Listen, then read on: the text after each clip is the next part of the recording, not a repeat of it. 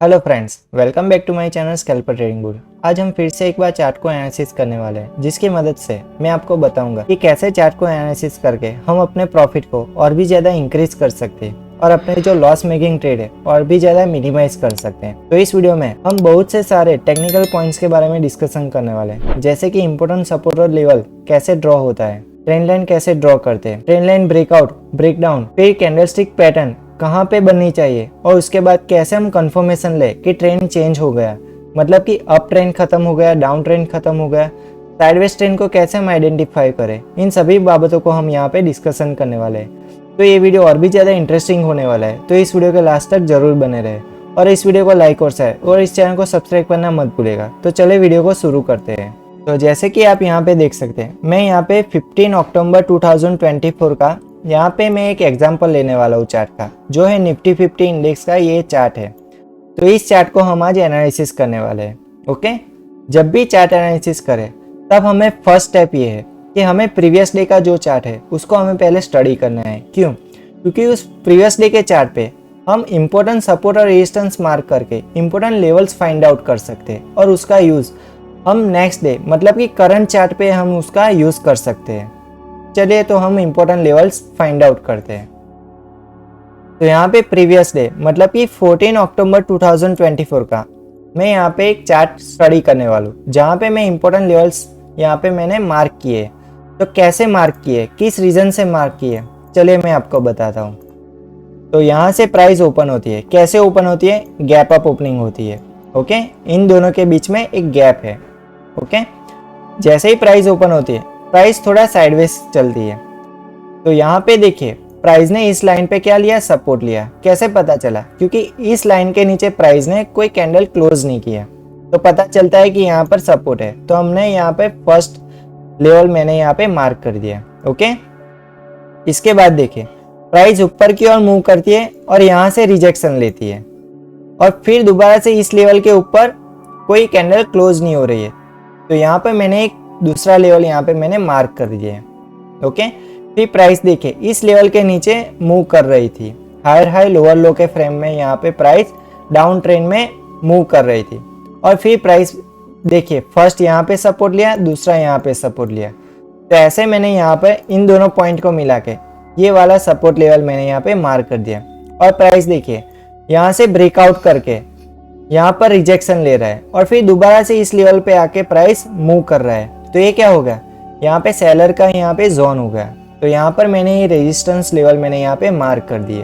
Okay, तो ऐसे मैंने यहाँ पे फर्स्ट, सेकंड, थर्ड और फोर्थ, ये इंपॉर्टेंट फोर्थ लेवल मैंने यहाँ पे मार्क कर दिए। इसका यूज कैसे करते हैं चलिए मैं आपको बताता हूँ। और अब हम आ जाते हैं करंट चार्ट पे। तो जो हमने प्रीवियस डे का जो लेवल हमने फाइंड आउट किया था उसको हम यहाँ पे अप्लाई करेंगे और यहाँ पे हम यूज करेंगे। चलिए, तो जैसे कि आप देख सकते हैं मार्केट ने यहाँ पे गैप अप ओपनिंग दी, ठीक है, प्रीवियस डे के क्लोजिंग और यहाँ पे जो ओपनिंग हुई उन दोनों के बीच में एक गैप था। ओके, जैसे ही गैप अप ओपनिंग होती है फिर प्राइस देखिए इस वाले लेवल से क्या ले रहा है, रिजेक्शन ले रहा है और प्राइस बियरिश ट्रेंड में यहाँ पे मूव कर रहा है। और ये जो ओपनिंग का हाई था उसके ऊपर कोई कैंडल क्लोज नहीं हुई, तो इससे क्या पता चलता है कि प्राइस इससे ऊपर नहीं जाएगी। ठीक है, इसका कोई कंफर्मेशन नहीं मिला, इसे इसलिए हमको पता चलता है कि प्राइस बियरिश ट्रेंड में है। ओके, चलिए, और फिर देखिए ये जो EMA लाइन है उसको कैंडल ऊपर से नीचे यहाँ पे क्या कर रही है, कट कर रही है और ये जो लेवल है उसी के नीचे भी प्राइस क्या कर रही है, क्लोजिंग दे रही है। तो इससे क्या पता चलता है कि यहाँ पर स्ट्रॉन्ग बियरिश ट्रेंड चल रहा है। ओके, तो देखिए मैंने यहाँ पर फर्स्ट यहाँ पे बियरिश सिग्नल मार्क कर दिया। कहाँ पे मार्क किया, जहाँ पे इंडिकेटर को कट किया है कैंडल ने। ओके, और दूसरा भी मैंने यहाँ पे सिग्नल मार्क किया। क्यों? क्योंकि एक सेकेंडरी सिग्नल है, उसका हम यहाँ दूसरे टाइम फ्रेम पे उसको हम चेक करेंगे कि इसमें कोई रिस्क रेशियो या इसमें कोई प्रॉपर रीजन हमको मिल रहा था कि हम ट्रेड लें, तो उसके बारे में हम डिस्कस करेंगे। पहले मैं आपको बताता हूँ कि ये ट्रेंड लाइन मैंने कैसे ड्रॉ की। तो जैसे कि आप देख रहे हैं ये जो कैंडल्स का हाई था वो एक एंगल पे बन रहा था। ओके, तो इन हाइज को मैंने मिला के एक ट्रेंड लाइन मैंने यहाँ पे ड्रॉ कर दी। तो ऐसे मैंने ये ट्रेंड लाइन ड्रॉ की। क्लियर? अब चलते इस सेकेंडरी सिग्नल पे। तो ये सेकेंडरी सिग्नल पे कैसे कंफर्मेशन मिलता है, कि हम यहाँ पे ट्रेड ले या ना ले। चलिए अब हम जाएंगे लोअर टाइम फ्रेम पे। पहले हमने 4 मिनट टाइम फ्रेम पे डिस्कस किया, अब हम जाएंगे 30 सेकंड टाइम फ्रेम पे। उसी टाइम फ्रेम पे हम यहाँ पे डिस्कस करेंगे।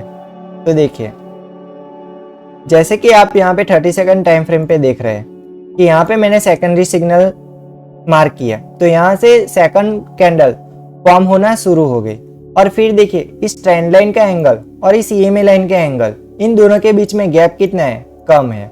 ओके, और ये जो ईएमए लाइन का एंगल है वो कितना बढ़िया यहाँ पे एंगल दिखा रहा है। देखिए 30 डिग्री से ज्यादा का यहाँ पे क्या दिखा रहा है, एंगल दिखा रहा है। तो इसमें हमें मोमेंटम पता चलता है कि ये स्ट्रॉन्ग बियरिश मोमेंटम चल रहा है। ओके, तो फिर हमें क्या देखना है, ये दो ईएमए लाइन को टच करे, ऐसी कोई शूटिंग स्टार या ग्रेवस्टोन डोजी या कोई पीपीएफ मॉडल बन रहा है, उसी में ही हम ट्रेड प्लान करेंगे। तो देखिए यहाँ पे देखिए फर्स्ट ये एक अच्छी सी बियरिश इंगल्फिंग कैंडल बनी। ओके, जो यहाँ पे प्रीवियस दो कैंडल के बॉडी को इंगल्फ कर रही थी। ओके, तो फर्स्ट ट्रेड की पॉसिबिलिटी यहाँ पे बन सकती है। और दूसरी देखिए प्राइस इस वाले लेवल पे सपोर्ट ले रहा है, ये हमने प्रीवियस डे से यहाँ पे हमने सपोर्ट निकाला था। ओके, यहाँ से सपोर्ट लेके प्राइस दोबारा से ईएमए लाइन को टच करता है और फिर ईएमए लाइन पे एक अच्छा से यहाँ पे पीपीएफ मॉडल बना रहा है। देखिए प्राइस यहाँ पे अच्छी सी एक बियरिश इंगल्फिंग कैंडल बना रही है। ओके, तो यहाँ पर भी हम एंट्री ले सकते थे।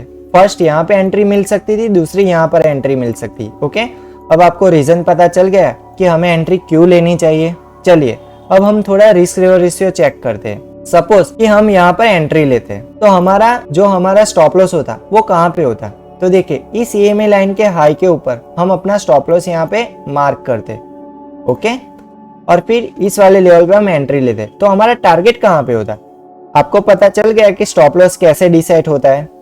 जो भी ईएमए लाइन हो उसके ऊपर हम अपना स्टॉप लॉस सेट कर सकते हैं। ओके, अदरवाइज ट्रेंड लाइन पर भी हम अपना स्टॉप लॉस सेट कर सकते हैं, लेकिन ये स्टॉप लॉस ज्यादा बड़ा हो जाता ट्रेंड लाइन का, इसलिए मैंने यहाँ पर इस ईएमए लाइन के ऊपर स्टॉप लॉस डिसाइड किया। अगर अपने फेवर में ट्रेड नहीं जा रहा तो हम छोटा सा स्टॉप लॉस, यहाँ पे कितने का स्टॉप लॉस था, देखिए 0.05%, मतलब कि यहाँ पे 11 पॉइंट का स्टॉप लॉस था, तो हम यहाँ पे छोटा सा स्टॉप लॉस लेके इस ट्रेड से बाहर निकल जाते। ओके, तो देखिए ये अपना स्टॉप लॉस क्लियर हो गया। अब हम जाते हैं टारगेट की ओर कि टारगेट को कैसे डिसाइड करना है। प्रीवियस जो भी सपोर्ट हो, देखिए ये वाला सपोर्ट था, ये मैंने कैसे मार्क किया वो मैंने आपको बताया है कि प्रीवियस डे चार्ट को एनालिसिस करके मैंने इंपॉर्टेंट सपोर्ट और रेजिस्टेंस मार्क किए। तो फर्स्ट यहाँ पे अपना टारगेट बनता। ओके, जैसे ही ये टारगेट अचीव हो जाता तो हमें क्या करना है, हमारी जो 50% क्वांटिटी है उसको क्या करना है, एग्जिट कर देनी है। ओके, और बाकी की जो 50% क्वांटिटी है उसको क्या करना है, आगे बढ़ाना है। ओके, किस लेवल तक बढ़ाना है, जो उसके बाद जो कोई अगला कोई सपोर्ट हो वहां तक हम अपना टारगेट सेट कर सकते हैं। तो फर्स्ट टारगेट यहाँ तक, सेकंड टारगेट यहाँ तक। तो ऐसे ही हम सपोर्ट और रेजिस्टेंस को एज ए टारगेट यूज कर सकते हैं। ओके, चलिए तो हमें यहाँ पे फर्स्ट टारगेट यहाँ पे अचीव हुआ और सेकंड टारगेट हमें इस यहाँ पे अचीव हुआ। ओके, तो आपको पता चल गया कि कैसे ट्रेड लेना चाहिए, किस रीजन के साथ ट्रेड लेना चाहिए, कैसे स्टॉप लॉस डिसाइड होता है, कैसे हम टारगेट को सेट कर सकते हैं, कैसे हम लेवल फाइंड आउट करके उसका हम टारगेट की तरह यूज कर सकते हैं। ओके, चलिए अब नेक्स्ट, तो यहाँ पे देखिए अब हम जाते हैं 4 मिनट टाइम फ्रेम पे। ये अपना फर्स्ट ट्रेड यहाँ पे कंप्लीट हो गया। तो देखिए प्राइस यहाँ से सपोर्ट लेता है, दोबारा से सपोर्ट लेके प्राइस ट्रेंड लाइन के पास जाता है, ट्रेंड लाइन पे ब्रेकआउट देता है। लेकिन यहाँ पे ब्रेकआउट कैसा है वो हमें चेक करना है कि यहाँ पे जेन्युइन ब्रेकआउट है या फेक ब्रेकआउट है।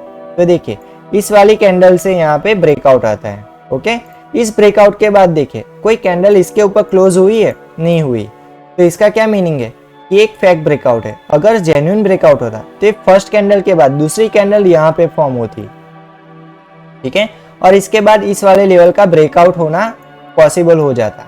ठीक है, लेकिन यहाँ पे उसका उल्टा हुआ, ब्रेकआउट हुआ फिर वापस से प्राइस इस वाले लेवल के अंदर आ गई। ठीक है, तो चलिए यहाँ पे एक फेक ब्रेकआउट हमने यहाँ पे चेक कर लिया। ठीक है, इसके बाद देखिए जैसे ही ईएमए लाइन को ऊपर से नीचे ये कैंडल कट कर दिया, मैंने ये वाला सिग्नल मार्क कर दिया। ओके, ये क्या शो करता है कि प्राइस अभी भी बियरिश ट्रेंड में है। ओके, तो प्राइस ईएमए लाइन के नीचे यहाँ पे फ्लो कर रही है। अगर हम यहाँ पे छोटा सा ट्रेड लेना चाहते तो हम ले सकते थे। कैसे, जैसे ही प्राइस EMA लाइन के नीचे क्लोज हो तो यहाँ पे छोटा सा स्टॉप लॉस लगा के यहाँ पे एंट्री लेते और यहाँ पे अपना टारगेट बनाते। तो ऐसे छोटा सा यहाँ पे स्कैल्पिंग हो सकता था।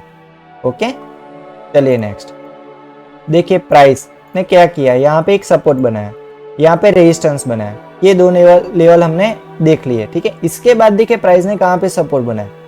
प्राइस यहाँ पे सपोर्ट बनाता है, यहाँ पे सपोर्ट नहीं बनाया, प्राइस ने इसके ऊपर यहाँ पे सपोर्ट बनाया। तो इसका क्या मीनिंग हुआ, ये प्राइस एक एंगल पे क्या कर रही है, मूव कर रही है। ओके, ये हमें पता चला। और अपर साइड देखिए प्राइस रेजिस्टेंस कहाँ पे ले रहा है, इस वाले लेवल पे ले रहा है, इस वाले लेवल पे रेजिस्टेंस नहीं ले रहा है, ध्यान रखिए, इसके नीचे रेजिस्टेंस ले रहा है। तो इससे क्या पता चलता है कि प्राइस ऊपर साइड एक एंगल पे रेजिस्टेंस ले रहा है। तो इन दोनों पॉइंट को मिला के, किन दोनों पॉइंट, फर्स्ट और सेकंड रेजिस्टेंस, फर्स्ट और सेकंड सपोर्ट, इन दोनों पॉइंट्स को मिला के हम जब भी एक ट्रेंड लाइन मार्क करते हैं तो हमें क्या दिखता है कि प्राइस एक कंसोलिडेशन फेज में जा रही है। ओके, प्राइस एक कंसोलिडेशन फेज में जा रही है और कंसोलिडेशन फेज में प्राइस स्टोर हो रही है। ठीक है, इसका क्या मीनिंग है कि प्राइस जब भी स्टोर होगी उसके बाद क्या आएगा, ब्रेकआउट या ब्रेकडाउन आएगा। तो ब्रेकआउट और ब्रेकडाउन में क्या अपना बेनिफिट होता है, उसमें क्या होता है, मोमेंटम, बहुत ही अच्छा मोमेंटम मिलता है। लेकिन कंडीशन एक है, जब भी ब्रेकआउट और ब्रेकडाउन आए तो वो जेन्युइन होना चाहिए। तो यहाँ पे क्या दिख रहा है, जेन्युइन ब्रेकडाउन नहीं है, यहाँ पे हमें कंफर्मेशन नहीं मिला है ब्रेकडाउन है। क्यों, क्योंकि देखिए ये स्ट्रॉन्ग यहाँ पे क्या था, सपोर्ट था। ये सपोर्ट हमने कैसे मार्क किया, प्रीवियस डे से। ठीक है, ये प्रीवियस डे का सपोर्ट था और प्राइस करंट चार्ट पे भी यहाँ पे सपोर्ट ले रहा है। फर्स्ट टाइम यहाँ पे सपोर्ट लिया, सेकंड टाइम इस लेवल के पास ही सपोर्ट लिया। तो ये क्या हो गया, स्ट्रॉन्ग यहाँ से बाइंग आ रही है, ये हमें यहाँ पे शो हो रहा है। अगर इस लेवल के नीचे कोई अच्छी सी कैंडल क्लोज होती और उसके बाद कोई दूसरी कैंडल इस कैंडल के नीचे, फर्स्ट वाली कैंडल के नीचे क्लोज होती, तो यहाँ पे कंफर्मेशन मिलता कि यहाँ पर अच्छा सा मोमेंटम हमें मिल सकता है। लेकिन ऐसा नहीं हुआ। देखिए जैसे ही यहाँ पे ब्रेकडाउन आया, ये फर्स्ट कैंडल यहाँ पे बनी, लेकिन उसके बाद वाली कैंडल इस लेवल के ऊपर ही क्लोज हो गई और प्राइस देखिए थोड़ा साइडवेज चली गई। साइडवेज होने के बाद दोबारा से यहाँ पे बुलिश सिग्नल बना, देखिए दोबारा से यहाँ पे बुलिश सिग्नल बना और फिर से प्राइस इस लेवल के आसपास रेजिस्टेंस ले रही है। तो प्राइस ने कितनी बार रेजिस्टेंस लिया, first, second and third time एक ही लेवल पे रेजिस्टेंस ले रहा है। और सपोर्ट देखिए, फर्स्ट, सेकंड और थर्ड टाइम एक ही लेवल पे सपोर्ट ले रहा है। तो इसका क्या मीनिंग है कि प्राइस एक रेंज में चली गई है। प्राइस कैसे एक रेंज में चली गई है, तो रेंज में चली गई है, तो इसका क्या मतलब है कि प्राइस साइडवेज हो गई है।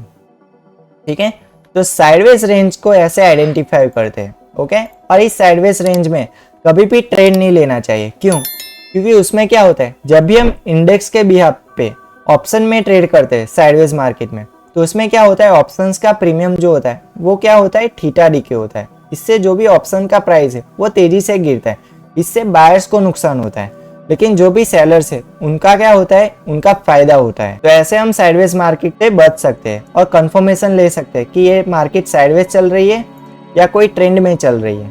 ओके, तो प्राइस नीचे की साइड बाइंग और ऊपर की साइड सेलिंग, तो ऐसे ही रेंज में चल रही है और प्राइस इसी लेवल पे क्या हो रही है, क्लोज हो रही है।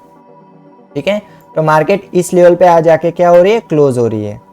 ठीक है, तो आज इस वीडियो में हमने जाना कि कैसे हम प्रीवियस डे को एनालिसिस करके इंपॉर्टेंट सपोर्ट और रेजिस्टेंस फाइंड आउट कर सकते हैं और उसका यूज कैसे हम करंट चार्ट पे कर सकते हैं, कैसे हम ट्रेंड लाइन मार्क कर सकते हैं, कैसे हम इंडिकेटर का यूज कर सकते हैं, कैसे हम 4 मिनट टाइम फ्रेम पे एक ट्रेड प्लान करते हैं, मतलब कि ट्रेंड को यहाँ पे डिसाइड करते हैं। उसके बाद उसका कंफर्मेशन हम दूसरे टाइम फ्रेम पे करते हैं, मतलब कि 30 सेकंड टाइम फ्रेम पे हम उसको डिसाइड करते हैं कि कहाँ पे हम एंट्री ले।